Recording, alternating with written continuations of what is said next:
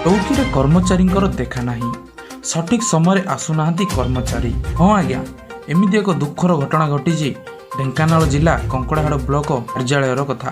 Kankadahad block आदिवासी अध्युषित अंचल होइथिबा बेले Kankadahad block कार्यालय को धार्य समय अधिकारी कर्मचारी आसु नथिबार अभियोग होइछि।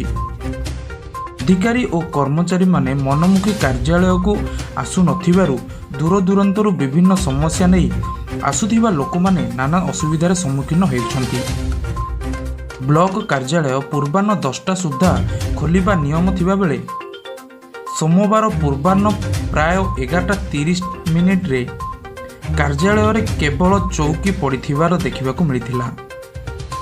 राज्य सरकार ब्लॉक कार्यालय को 5T और मोर सरकार रे अंतर्भुक्त करिथिबा बेले पीडीओ को कार्यालय रे केवल चौकी देखिबाकू मिलिथिला।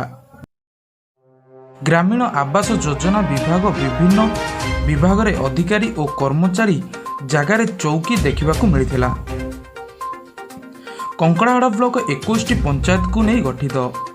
सदर महकुमा कंकड़ाहाड़ ठारू 50 किलोमीटर दूर रे पार्लहड़ा ब्लॉक सीमांत को लागिथिबा घागरामुंडा पंचायत, परजंग ब्लॉक सीमांत को लागिथिबा कुटुरिया पंचायत थिबा बेले सुकिंदा ब्लॉक सीमांत को लागिथिबा 35 किलोमीटर दूर रे मोरुआबिल पंचायत रही।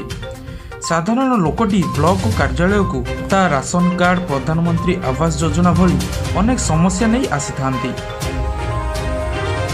गरीब लोकटी गाड़ी भड़ा करी दूर दूरांतर ब्लॉक कार्यालय को जाइथिला बेले अधिकारी मानकर देखा मिलु नथिबारु लोक माने निराश रे फेरी जाउछन्ती। एमिति एक घटना गत 2/8/2022 रे पूर्वाह्न 11टा रे कंकड़ाहाड़ ब्लॉक वीडियो कार्यालय रे चौकीरे अधिकारी और कर्मचारी देखा नहीं खबर गणमाध्यम रे प्रकाश होइथिला बेले विभागीय कौनसी कार्यानुष्ठान न हेबारु पुणी एमिति घटना पुनरावृत्ति ହେଲା बोली साधारण रे चर्चा हेउछि। देखिबाकू बाकी रहिला कोन कार्यानुष्ठान नेउछन्ती जिलापाल।